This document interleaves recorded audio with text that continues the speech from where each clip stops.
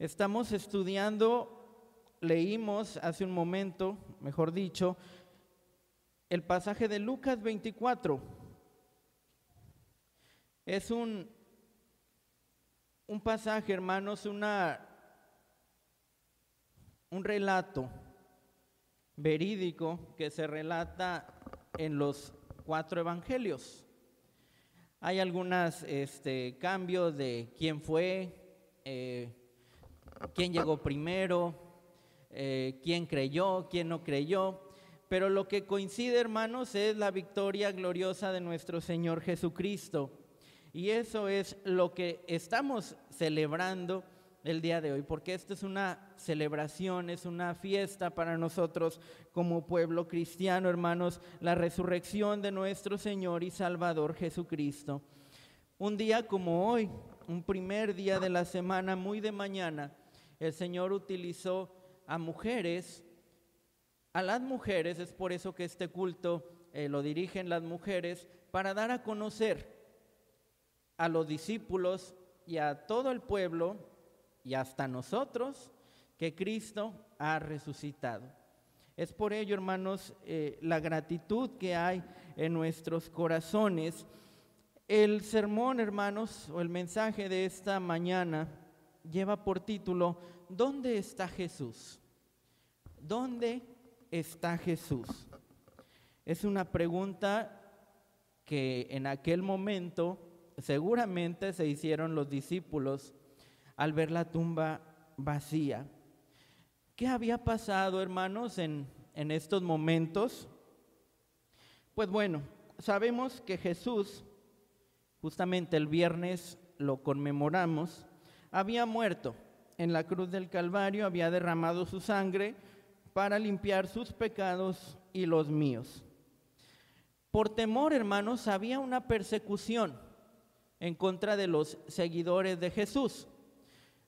Jesucristo les advirtió esto y muchos de ellos valientemente decían: Señor, yo te seguiré, yo no te voy a dejar, yo no te voy a abandonar, a donde tú fueres, ahí estaré yo.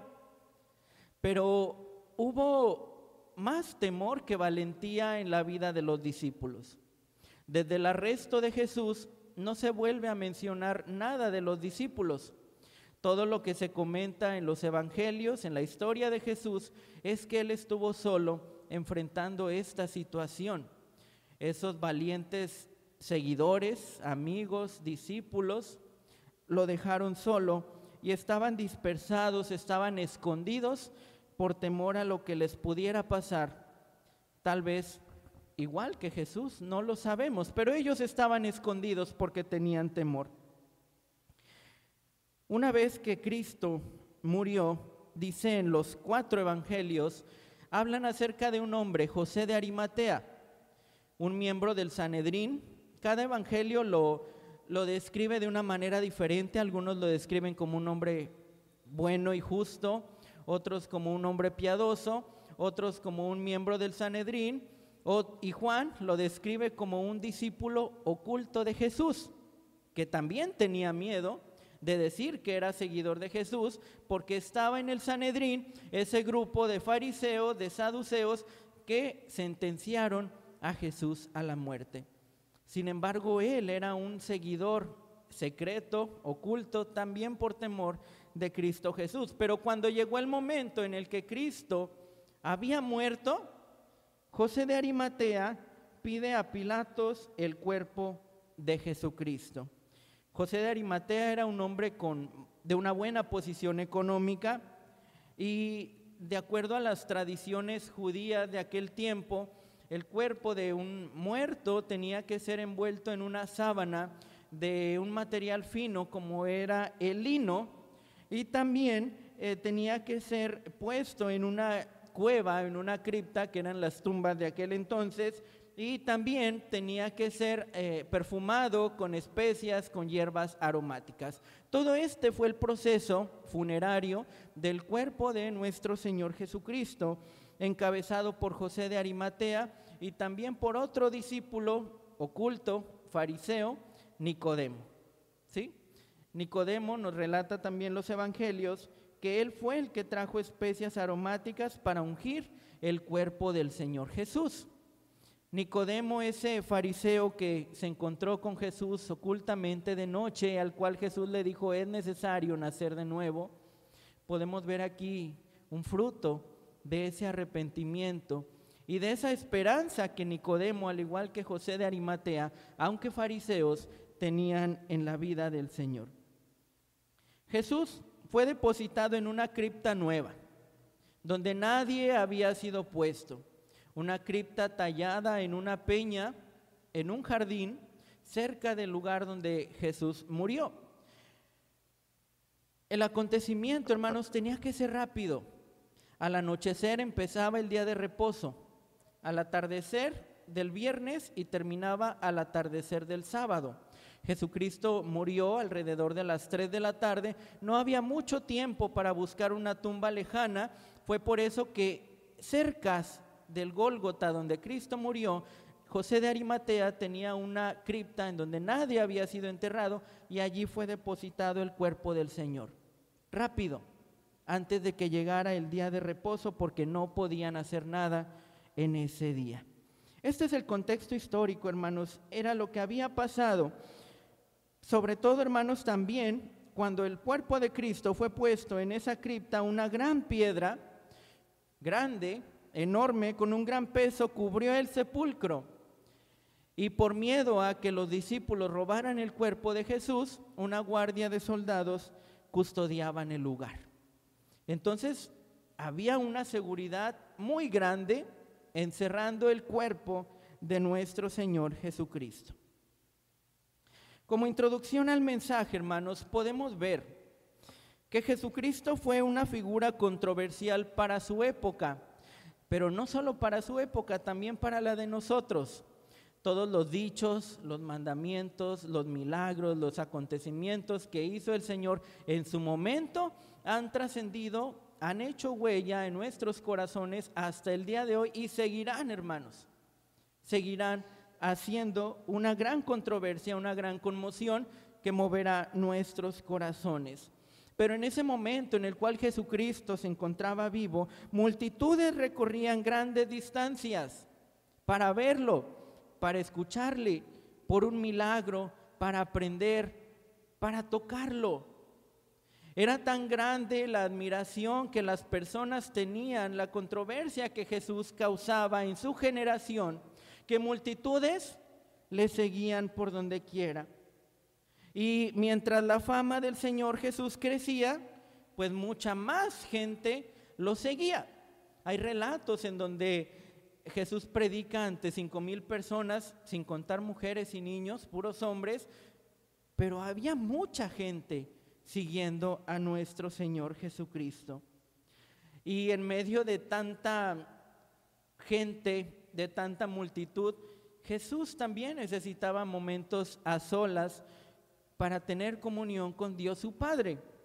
También hay algunos relatos en donde nos dice que Jesús se alejaba de la multitud para estar en comunión con Dios. Pero las personas no se quedaban tranquilas.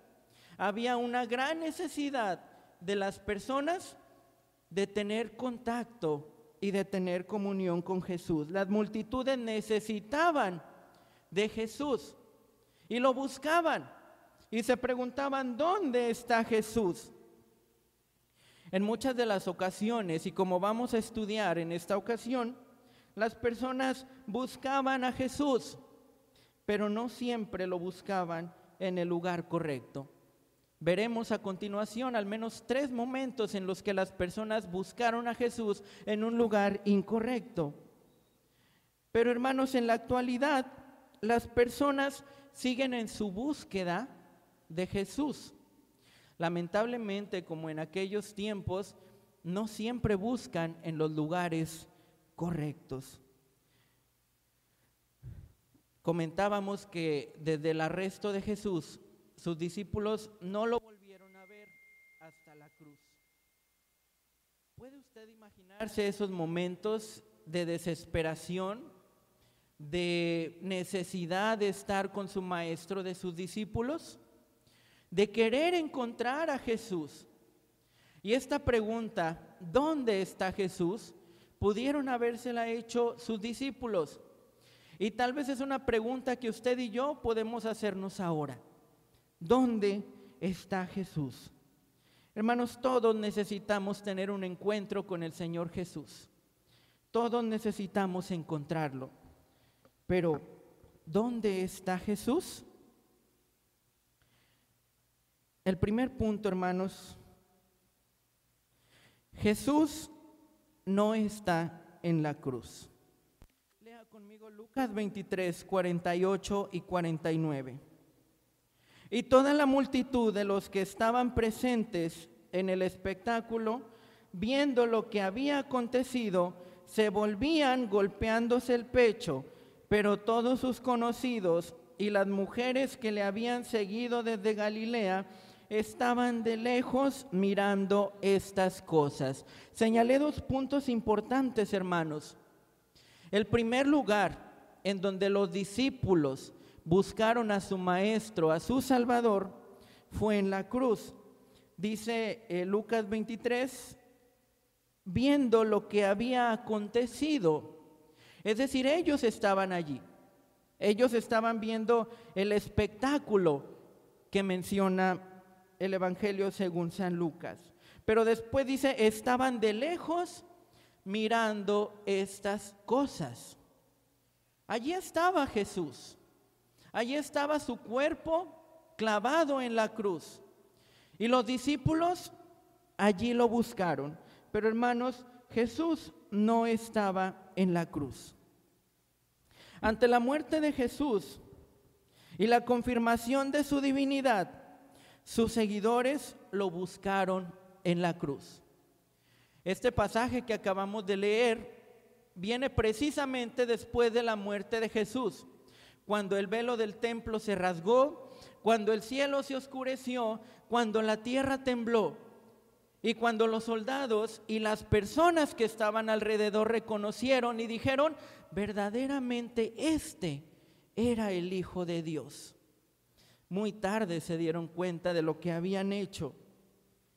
Entonces, ante su muerte, ante la confirmación de su divinidad, los discípulos, sus seguidores, lo buscaron en la cruz. Imagínense esa escena. Dice el Evangelio de Lucas, no estaban cerca por temor, estaban de lejos mirando estas cosas, pero allá en esa cruz, en ese madero, podían ver a su Salvador, a su amigo, a su rabí, a su maestro. Pero hermanos, a pesar de que era su cuerpo, el Señor ya no estaba allí. Solamente era el cuerpo físico, era el cuerpo inerte, era el cuerpo muerto de nuestro Señor. Hasta ese momento, la obra del Señor había sido terminada, había sido consumada. Como dice en Juan 19:30, una de las últimas palabras de nuestro Señor en la cruz, dijo, consumado es. Digo hasta ese momento, porque la obra de Jesús todavía no termina, pero hasta ese momento su obra había sido consumada. Lo vimos hace unas semanas con el hermano Emanuel, esta hermosa palabra, tetelestai, consumado es, está pagado, he terminado. Sus seguidores, hermanos, lo miraban de lejos, pero el Señor Jesús ya no estaba allí. Lamentablemente en la actualidad hay quienes creen que nuestro Señor Jesucristo sigue en la cruz y al igual que sus discípulos lo buscan allí. Es triste, hermanos, ver cómo las personas siguen viendo a un Cristo en la cruz como sus seguidores, como sus discípulos en su momento. Yo no sé a usted qué impresión le da, a mí no me gusta mucho tener que ver la imagen de un Cristo crucificado sufriendo por usted y por mí.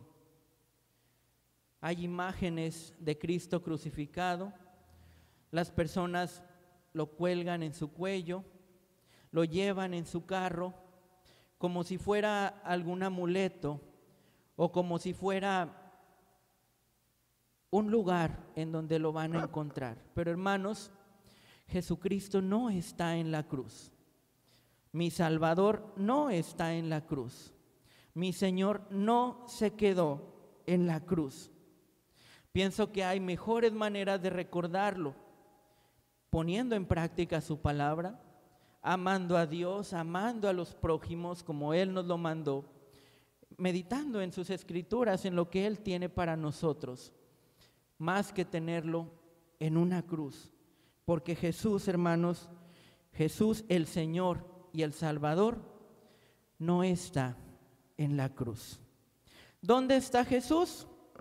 En primer lugar, Jesús no está en la cruz.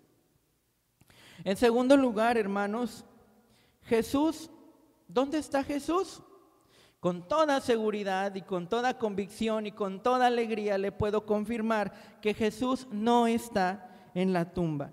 Lea conmigo Lucas 24, 5 y 6, ahí lo tenemos en la pantalla. Dice, les dijeron, ¿por qué buscáis entre los muertos al que vive?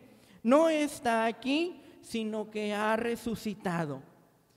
Este maravilloso momento en el cual usted y yo, gracias a esto, usted y yo tenemos vida eterna porque Cristo venció la muerte y usted y yo también podremos hacerlo. Unos ángeles les dijeron a las mujeres, ¿por qué buscáis entre los muertos al que vive?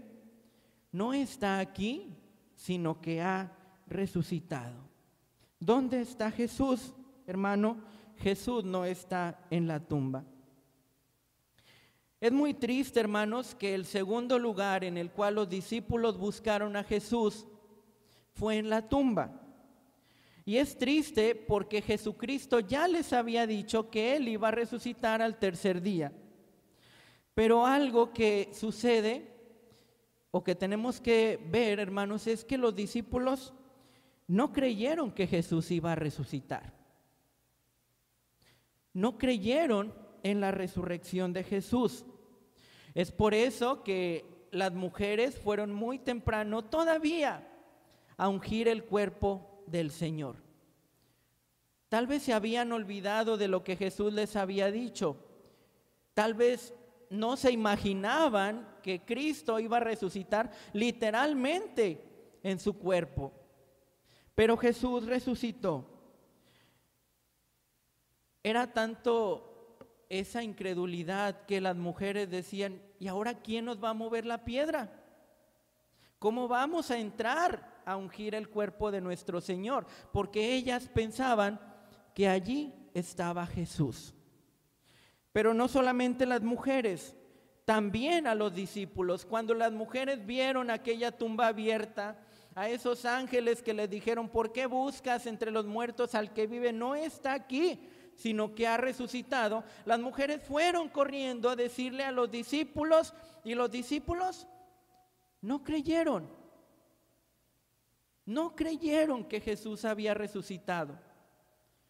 Tal fue así que fueron corriendo al sepulcro y tuvieron que entrar. El apóstol Juan, el apóstol Pedro tuvieron que entrar y ver los lienzos allí donde Cristo había sido puesto para poder creer. Y por si fuera poco, cuando Jesús resucitado se les aparece, habían algunos como Tomás que todavía no creían y decían, pues hasta no palpar sus manos, hasta no meter mi dedo en sus huecos de sus manos, no creo. Hay muchas personas, hermanos, que como los discípulos no creen que Jesús haya resucitado, hermanos, pero Jesús reprochó la incredulidad de sus discípulos. Marcos 16, 14 dice, finalmente se apareció a los 11 mismos, estando ellos sentados a la mesa, y les reprochó su incredulidad y dureza de corazón, porque no habían creído a los que le habían visto resucitado. Jesús reprochó la incredulidad y la dureza del corazón de quienes no creyeron que Él había resucitado. Hay muchos que quisieran que Cristo no haya resucitado. Hay muchas religiones y sectas que no creen que Cristo ha resucitado. Los musulmanes piensan que Jesús fue un profeta y que en el momento de su crucifixión Dios pudo librarlo. No fue crucificado, según los musulmanes, el Islam. Y que Jesús siguió predicando hasta que murió de edad. ¿Sí? Eso es lo que creen los musulmanes. Los judíos, pues mucho menos, hermanos. Ellos fueron los que lo crucificaron y no aceptan la resurrección de Jesús. No lo reconocen ni siquiera como un profeta. Los testigos de Jehová creen que Jesús era hijo de Dios, pero nunca van a reconocer que Jesús es Dios. No van a reconocer su divinidad. Ellos creen que Jesús murió, resucitó, pero solamente su espíritu y su cuerpo se quedó en la tumba. Esto es lo que piensan algunas de las religiones y sectas, las cuales nos rodean, que quisieran, hermanos, que Jesús no hubiera resucitado. Sin embargo, Jesús resucitó. Jesús resucitó. También, hermanos, hay falsos cristianos que siguen buscando a Jesús en la tumba. Allá en Jerusalén, ya ve cómo somos las personas tratando de darle gloria a la creación antes que al Creador. Hicieron una tumba en el lugar en donde, un templo, en el lugar en donde Cristo fue sepultado. Se le llama la iglesia del Santo Sepulcro. Y millones de personas van a visitar la tumba. Yo no sé qué esperan ver. Tal vez algún indicio, tal vez alguna sábana, tal vez a Jesús. Y es tanta la idolatría de las personas que en la entrada del templo del Santo Sepulcro está una piedra larga en donde supuestamente fue depositado el cuerpo de Jesús, y las personas se arrodillan y besan esa piedra y rezan a esa piedra. Y si usted está enfermo y no pudo ir, pero te doy mi corbata, te doy mi moño y úntalo en esa piedra y tráemelo para que yo pueda ser sanado. Está la idolatría de las personas. Impresiona. Y las personas tal vez buscan en ese lugar un milagro, sanidad, buscan a Jesús. Sin embargo, hermanos, Jesús no está en el sepulcro. Jesús no se quedó allí. Jesús resucitó. Jesús venció la muerte obteniendo la victoria, y a través de ella tú y yo también tenemos vida eterna. Primera a los Corintios 15 me encanta porque habla mucho acerca de la resurrección de Jesús y refuta con este mensaje: ¿dónde está, oh muerte, tu aguijón? ¿Dónde, oh sepulcro, tu victoria? Porque ni siquiera esa cueva tallada en esa peña, ni siquiera esa roca, ni siquiera esa guardia pudieron contener el cuerpo de nuestro Señor Jesucristo. La muerte no pudo ocultarlo más. Y Jesús se levantó y Jesús resucitó, obteniendo y dándonos así también la victoria.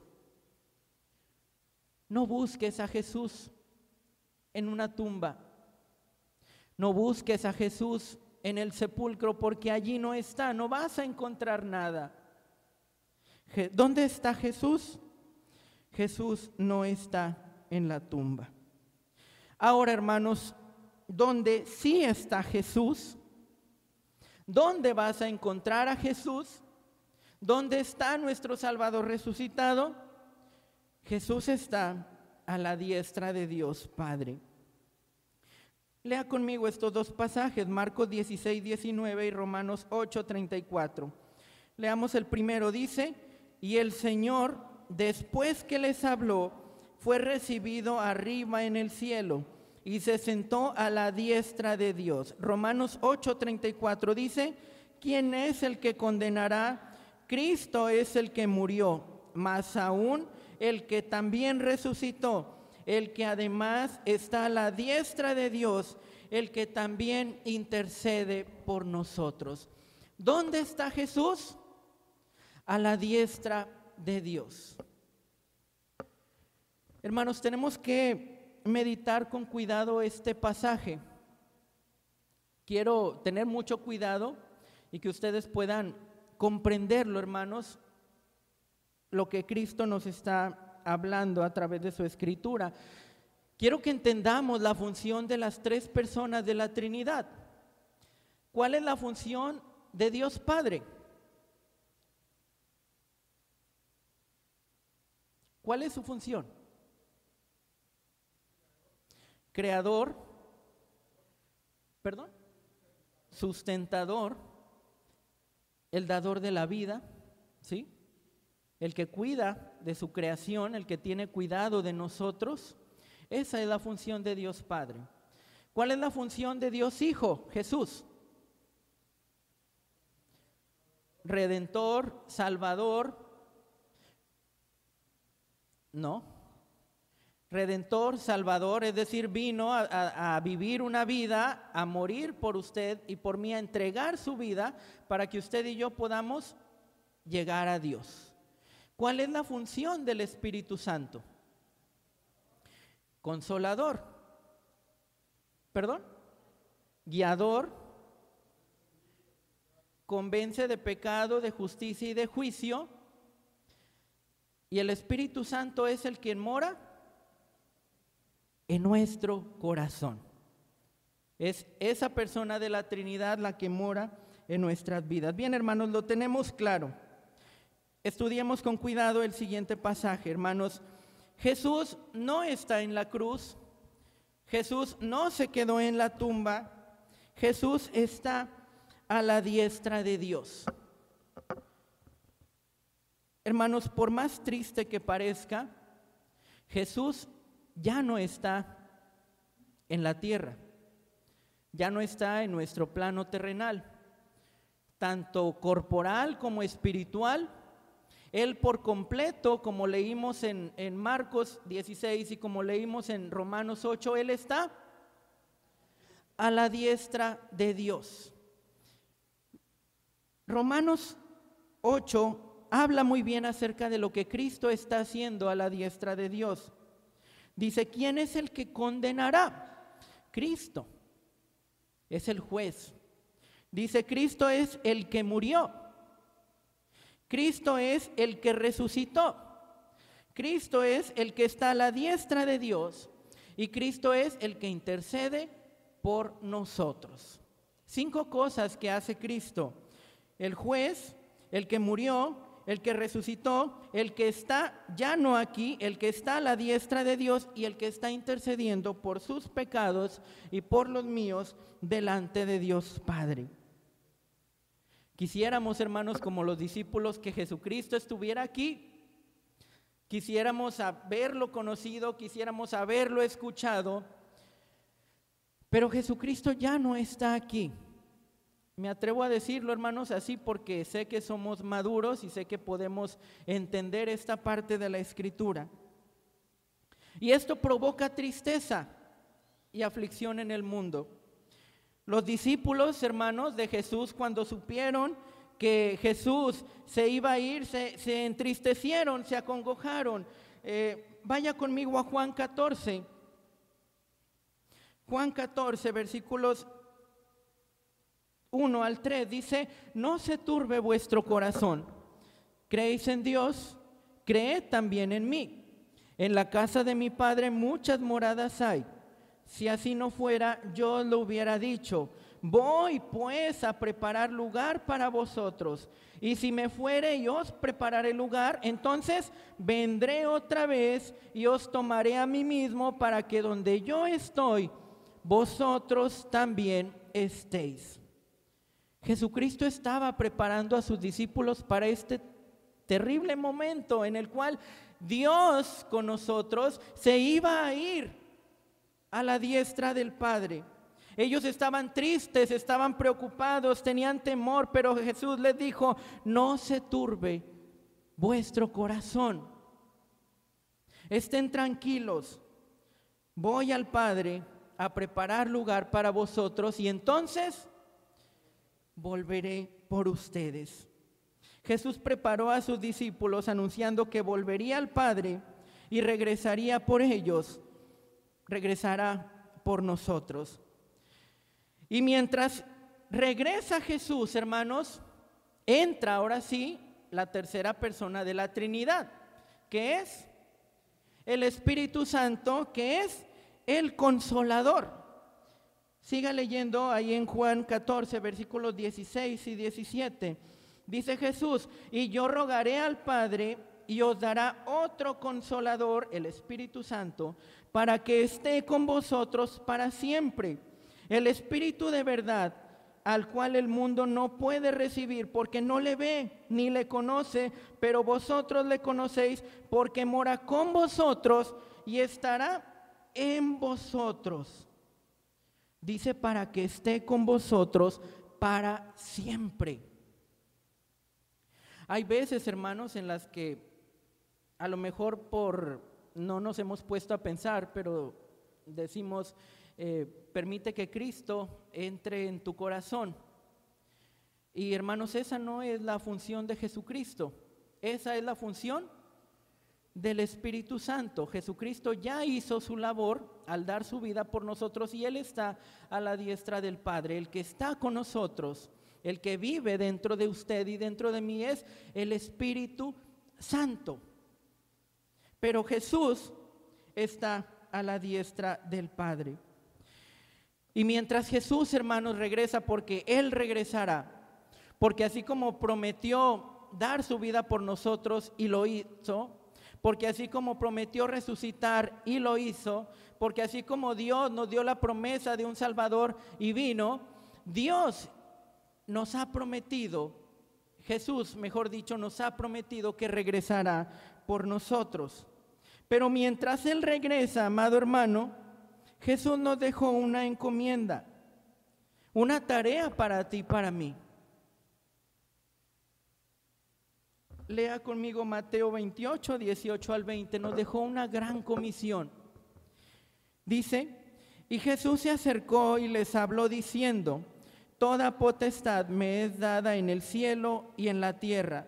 Por tanto, id y haced discípulos a todas las naciones, bautizándolos en el nombre del Padre y del Hijo y del Espíritu Santo, enseñándoles que guarden todas las cosas que os he mandado. Y he aquí, yo estoy con vosotros todos los días hasta el fin del mundo. Amén. Hermanos, tenemos una gran encomienda. Jesucristo está a la diestra del Padre. Jesucristo está presente en nuestras vidas a través del Espíritu Santo. Leíamos en Juan 14, 16 que nos dará un Consolador que esté con nosotros para siempre. Y aquí dice, hermanos, que Jesús dijo: yo estoy con vosotros todos los días hasta el fin del mundo. El Espíritu de Jesús es el Espíritu de Dios, que a la vez es el Espíritu Santo, el Consolador, que estará con nosotros todos los días hasta el fin del mundo, para siempre. Entendamos esto, hermanos. El que está con nosotros aquí ahora es el Espíritu Santo. Y mientras regresa Jesús, usted y yo tenemos una tarea muy importante que hacer: ir y hacer discípulos, ir a otras partes a predicar el Evangelio. ¿Qué es el Evangelio? La obra que Cristo hizo por usted y por mí. Jesús nació, Jesús murió, Jesús resucitó y Jesús volverá. Este es el Evangelio, y esto es lo que usted y yo tenemos que proclamar por todas partes.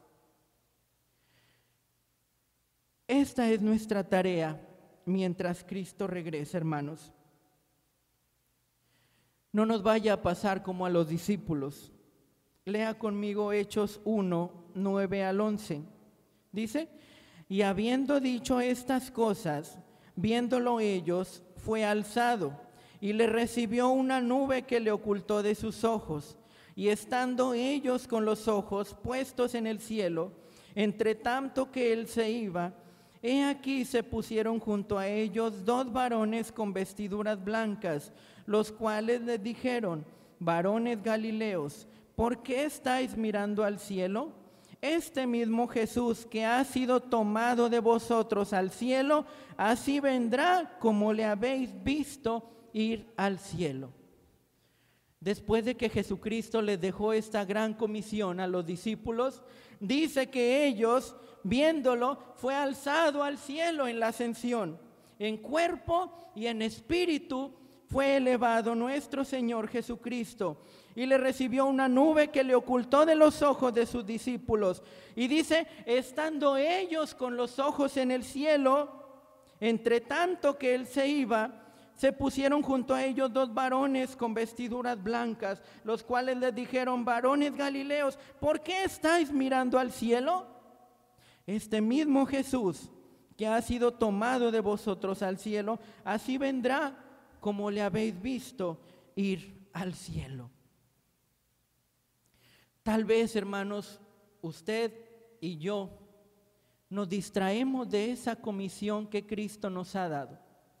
Los discípulos estaban distraídos, estaban mirando al cielo, como cuando usted deja ir un globo de helio y lo ve hasta que se pierde.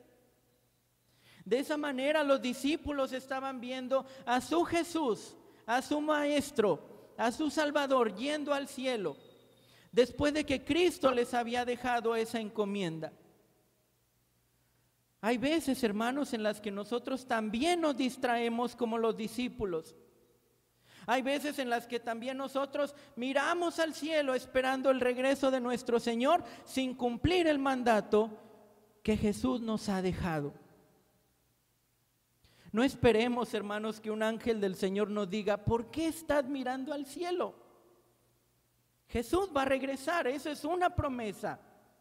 Eso es algo verídico que va a pasar. Mientras tanto, ve y haz discípulos. Ve y habla de Cristo, porque Cristo va a regresar. Jesús, hermanos, está a la diestra de Dios Padre. Como conclusión, hermanos, ¿dónde está Jesús? Jesús no está muerto, Jesús no está en la cruz, Jesús no se quedó en el sepulcro. Jesús está vivo, Jesús vive y está a la diestra de Dios. ¿Cómo encontraremos a Jesús? Arrepintiéndote de tus pecados, creyendo que Jesús es el Hijo de Dios, reconociéndolo como el Señor y Salvador de tu vida y recibiendo al Espíritu Santo en tu corazón. Hermanos, la resurrección de Jesús es una parte importante de la obra redentora. Dice en 1 Corintios 15:14 que si Cristo no hubiera resucitado, vana sería nuestra predicación y vana sería también nuestra fe. Pero dice el versículo 20 de 1 Corintios 15: mas ahora Cristo ha resucitado. Entonces nuestra predicación, nuestra fe no es vana, porque Cristo ha resucitado. La resurrección de Jesús es parte importante de su redención. Lamentablemente, hermanos, pienso yo que le quitamos mucha importancia a la resurrección. Nos enfocamos mucho en la muerte de Jesús, en su crucifixión, en su sacrificio, y está bien, qué bueno, porque eso fue lo que el Señor hizo para salvarnos. Pero Cristo no se quedó allí, Cristo resucitó. Y pienso, hermanos, que a la hora de compartir el mensaje de salvación con cualquier persona, usted debe decir que Cristo resucitó, y usted debe decir que Cristo volverá. Porque esta es la obra completa. No se quede solo en la crucifixión. vaya más allá. Cristo resucitó, Cristo no está muerto, Cristo vive y Cristo volverá. No le quitemos importancia, hermanos, a la resurrección de Jesús. Predicamos mucho acerca de la muerte de Jesús, pero predicamos poco acerca que Cristo vive y Cristo resucitó. Tal vez solo hablamos de esto en esta fecha. Y los demás días del año no hablamos de que Cristo resucitó y no hablamos de que Cristo volverá. Es parte de la obra redentora del Señor, no podemos hacerla a un lado. La obra de Jesús no ha terminado. Él volverá por nosotros y Él juzgará a las naciones. Cristo volverá ya no como Salvador, volverá como juez, volverá por su iglesia, volverá por los suyos, pero volverá a juzgar a quienes no le recibieron. Mientras Cristo vuelve, hermanos, tenemos una misión que cumplir: seguir predicando. ¿Hasta cuándo? Hasta que Él vuelva. Hermanos, no perdamos el tiempo, no nos quedemos mirando al cielo como los discípulos. Ese mismo Jesús que ha subido al cielo volverá. Cumplamos la misión, hablemos de Cristo, hablemos de su nacimiento, de su muerte, de su resurrección y de su segunda venida, mientras tanto que Él regresa. Oremos. Te damos muchas gracias, Señor, por este momento maravilloso en el cual nos permites reflexionar acerca de tu victoria y de tu vida, Señor. Esa vida gloriosa de la cual ahora gozas y que estás a la diestra de nuestro Padre. Señor, sabemos que este tiempo en el cual tú no estás con nosotros es un tiempo en el cual nosotros debemos proclamar tu nombre y lo que has hecho por nosotros a todos los que nos rodean. Permítenos, Señor, cumplir la misión. Permítenos no distraernos de este objetivo. Ayúdanos, Señor, a ser discípulos, a compartir tu evangelio, a hablar a otros de lo que has hecho en nuestra vida y de lo que has hecho para salvación de la humanidad. Creemos, Señor, que tú volverás por nosotros y te pedimos que nos encuentres como esos obreros fieles, esos siervos tuyos que proclaman por donde quiera tu salvación. Gracias te damos, Señor, porque no estás muerto, no estás en una cruz, no estás en un sepulcro, porque estás vivo, porque estás en victoria, porque estás a la diestra de Dios y un día volverás con nosotros. Ayúdanos, Señor, a no movernos de nuestra fe. Ayúdanos a estar firmes en esa fe que nos ha dado la victoria de tu muerte, porque nuestra predicación y nuestra fe no es vana, porque tú has resucitado. Gracias, Señor, por esta victoria que nos das. Y te pedimos que mantengas nuestros corazones firmes en esta fe. En Cristo Jesús te pedimos esto y te damos gracias. Amén. Dios les bendiga, hermanos.